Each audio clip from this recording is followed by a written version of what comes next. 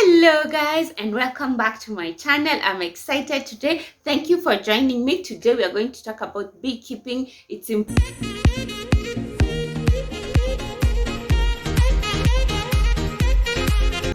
benefits and mula. So today I was honored to be invited by the CES of Agriculture to an event that was sponsored by the WWF. They are in everything nature, and so bees and the importance in the environment and in the ecosystem and just food security has been an important focal point of theirs, and so they're trying to encourage as many farmers to go into beekeeping.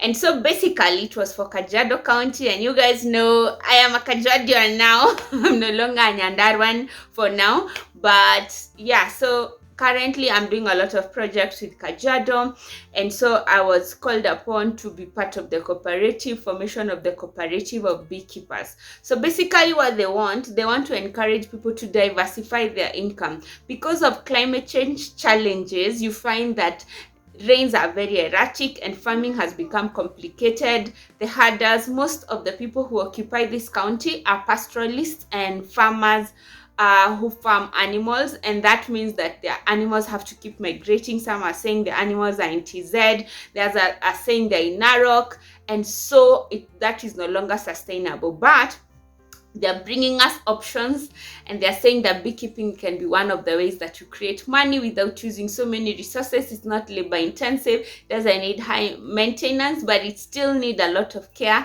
for you to be profitable. And how to also make sure that you scale up is by coming together as a community and having one processing plant or an apiary, and that in that way you can be able to access larger markets.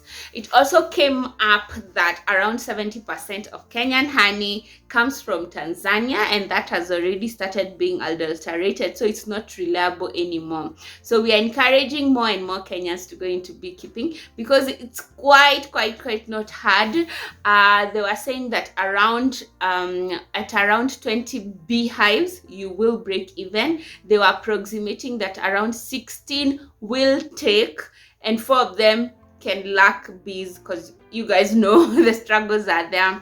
Sometimes bees refuse to occupy the hive, or once you harvest they move and that kind of thing. But interestingly, in each hive there are 5 extra queens, and you can be able to split that into 6 hives. So skills, information, lack of information is why we are struggling. Then another thing is on the benefits of doing beekeep farming. So one, definitely honey, which is fetching very good prices, especially now during post-corona era where everyone is into, herbal remedies, home remedies of honey, ginger and lemon. And then number 2, there's something called propolis. I'm going to write the name here and show you the product. So it's a byproduct of processing honey. So honey basically is bought in its raw form. You cut off the entire wax, the entire buildup of the bees, and you leave it in a bucket and you go and take it to the factory. So they were giving us an example of Kitui Cooperative that buys that entire bucket for 450 a kilo from each farmer, and then they cater for logistics. They go purify it, separate it into different products, and then they're able to put it in the shelves. So there is this propolis that is used even for cold. It's very good medicine, anti-allergic and that kind of thing. People with skin diseases. They also had this mafuta that is like Vaseline that coats, it's just so good. It coats. I'm going to buy those products, but I'm going to put the photos here as well. It just coats your skin like Vaseline, and it's just natural. It's coming from bees. The other thing, another additional thing is wax, which can be used to make candles, and all these raw materials can be sold off to the market at separate prices. Don't just think of bees and think of making honey. You can make 5 to 6 other products. Also in honey, there is honey value addition where you can spice it up. You can say honey ginger or honey, like the way we do with tea. We don't just sell tea anymore. We flavor it, and now it has a special price and an added advantage, and that's what it's all about. The value chain of beekeeping is quite big. think. So there are the producers, and then there are the logistical people, or what you call the middleman. And then there are people who process it. And then there are people who now pack it, label it, and there are those who distribute it in the supermarket.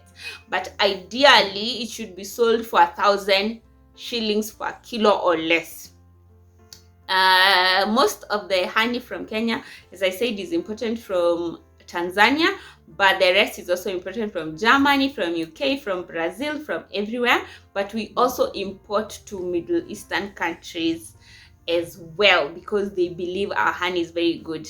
So interestingly, honey in Kenya does best in dry areas, asal areas. So number one is Kitui. Of course, Kitui County is leading. Then there was Marsabit, Baringo, there was Turkana, and that's why they were thinking of Kajiado. So I don't know why Nyahururu is not in the list. I think bees don't like cold, but I also know they don't like heat because they can attack you when it's too hot. They also don't like noise, so keep that in mind. Number two, you don't have to fear all bees. Not all bees are bad. Some bees are good, some bees are friendly, some are docile. Like I went to JKUAT and they have bees in their greenhouses for their strawberry farming, because apparently pollination is the number one input in any agricultural investment. So 70% of whatever you'll do to that plant, wachana na fertilizer, wachana na maji, all those things, 70% of that plant producing optimally will depend on pollination. So it's good to always think the way the advanced people in agriculture are thinking, because they are thinking that we need to supplement. You don't just do kawaida bees or birds. There are usually bees, birds, or beetles that help in pollination. Put in extra ways of pollinating your plants to increase your produce. Sawa? Yes. So I've said a lot of things, and I hope you guys are okay and you are learning. Go asking me questions. It was quite a good workshop, but we're going to continue tomorrow as we finish creating the cooperatives, and all the people in Kajiado can join and just start off. And if you have a hive, come register yourself. It is a very interesting opportunity. And we're going to even experiment on docile bees. Although I know the African bee is very aggressive and it tends to attack any bees that will come into its territory that are not as aggressive as it is, and ends up killing it. But we cannot give up. We still have to coexist with these bees. And when you're thinking like someone like me, I have children, I can't keep beehives too close to my house because I'm afraid of my kids being stung. When I was young, my neighbor's kid got stung to death and that kind of story.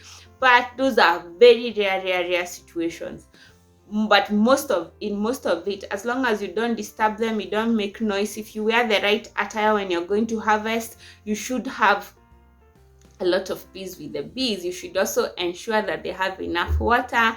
You should also know the seasons and how they come. You should also know when's the right time for harvesting. So when the bees feel a new season is coming in, let's say the rainy season, they start eating all the honey if you haven't harvested. So just before the new season starts, when you're starting to put your tractors and your plows in your land, go check your hives, start harvesting, and maliza that thing.